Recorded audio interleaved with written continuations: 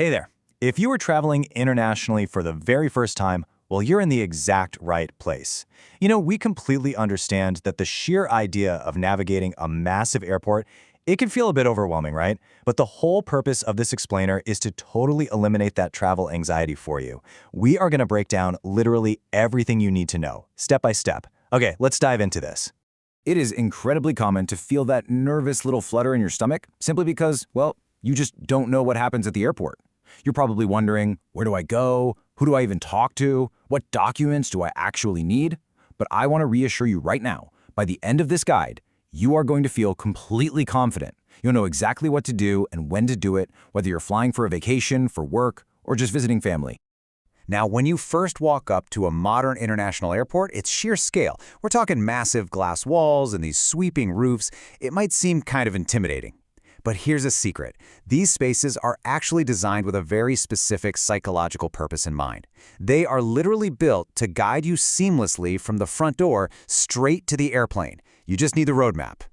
And here is that roadmap. We'll be covering 6 main steps today. 1. Preparation and airport arrival. 2. Navigating the airport terminal. 3. Check-in and baggage drop. 4. Immigration and security checks. 5. Inside the departure lounge. And finally, 6. Boarding your international flight. All right, let's kick things off with Section 1, Preparation and Airport Arrival. Getting ready and getting there on time. So your very first hurdle, your luggage. Basically, you have 2 types. Your cabin luggage, that's a smaller bag you keep with you, and the larger checked baggage that goes down into the cargo hold. Now, before you pack that 4th pair of shoes, you absolutely must check your specific airline's website.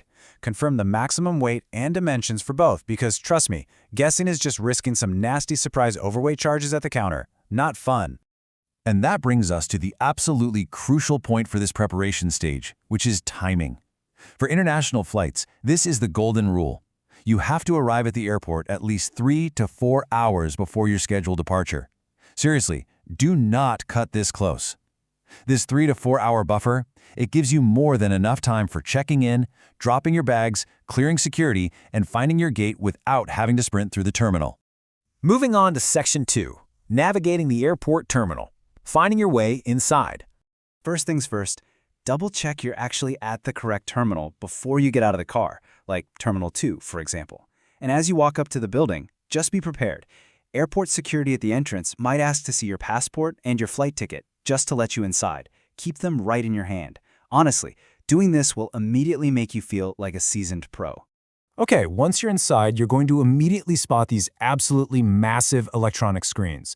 These Flight Information Display Screens, or FIDS as they're called, are essentially your primary compass. They're the heartbeat of the airport, and literally every single passenger relies on them to figure out exactly where to go next. So you'll look up at the screen and scan for this exact information. First, find your destination or flight number. Then verify the departure time and your airline. Once you spot your flight, look all the way over to the right side of the screen for the check-in counter number. That counter number, that is your next destination. Which brings us to Section 3, Check-in and Baggage Drop. Committing your luggage. Walking up to the airline counter can feel a bit stressful, but I promise it's actually a highly predictable process made up of 3 super simple micro-actions. First up, hand over your passport and flight ticket, or your booking reference. Second, if you have a large suitcase, you'll just place it on the weighing belt right next to the desk. The staff will stick a tag on it and send it off to the aircraft. And third, you'll receive your boarding pass. And here it is, your golden ticket. Now, the boarding pass holds some seriously vital information, so read it carefully.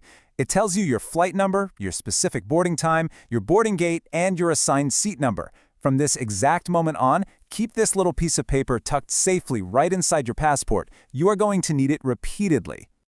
All right, let's head into Section 4, Immigration and Security Checks, the Road of Trials. Next, you're going to follow the overhead signs for international departures or immigration and join the queue. When you finally step up to the booth, you'll hand the immigration officer your passport and that boarding pass. And then, well, what will they actually ask you? Let's mentally rehearse this conversation right now so you are totally 100% prepared. So, these are the standard questions you can expect. Where are you traveling? Why are you traveling? How many days will you stay, and where will you stay? That's it. There are no trick questions here, guys. Just answer honestly clearly, and confidently. Once they verify your details, boom, they'll stamp your passport and you are officially leaving the country. Right after immigration comes the security screening. Now, it's a serious environment for sure, but it's a totally normal procedure. You'll basically place your belongings into plastic trays on a belt, your mobile phone, laptop. You'll take off your belt, your jacket, empty your pockets, and sometimes they even ask you to take off your shoes. Your cabin bag goes through the X-ray machine and you'll walk through the body scanner. And hey, if an officer asks to open your bag to check a stray bottle of lotion or something, don't panic. It literally happens all the time.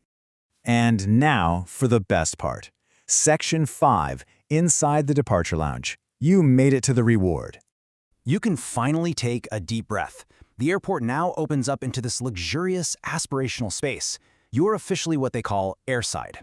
Out here you'll find restaurants, cafes, massive duty-free shops, currency exchange desks, and airport lounges. You can finally just relax, grab a coffee, or browse the stores while you wait for your boarding time. Which leads us to our final step, Section 6, boarding your international flight. The final departure.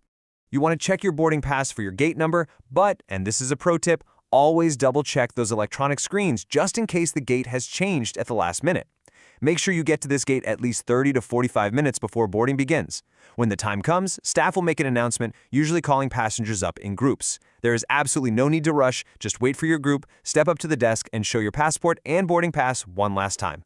The airline staff will scan your pass, and you'll walk right down the boarding bridge. You'll step onto the aircraft, find your seat, stow your cabin bag up above, and just sit down. You did it. You have successfully navigated the airport. All that stress is completely behind you, and there is nothing left to do but look out the window at that beautiful view and just enjoy this journey you've been anticipating. So, you now possess the complete roadmap to master literally any international airport in the world. The mystery's gone, and the world is wide open. So I'll leave you with this one final thought. Armed with all this new confidence, where will you